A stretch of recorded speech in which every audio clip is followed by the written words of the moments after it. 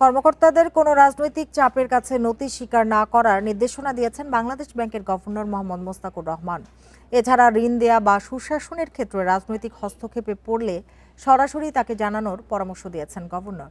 Bank নির্বাহীদের সংগঠন association of bankers Bangladesh ABB'র সঙ্গে এক সভায় গভর্নর এ বার্তা দেন।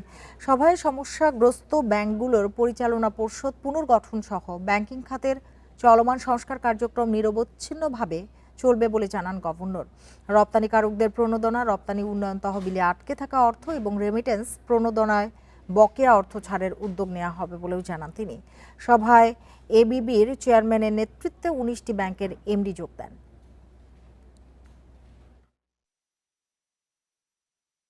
ব্যাংকিং সেক্টর পলিটিক্যাল প্রেশার মুক্ত থাকবে এরকম একটা এনভায়রনমেন্ট ক্রিয়েট করতে চাই। কারণ এই যে আমরা যে ডিফিকাল্টস ঘটে গিয়েছে লাস্ট 10-15 ইয়ার্সে ব্যাংকিং সেক্টরে, এটা মূলত হয়েছে রাজনৈতিক হস্তক্ষেপের কারণে, রাজনৈতিক অযাচিত হস্তক্ষেপের কারণে।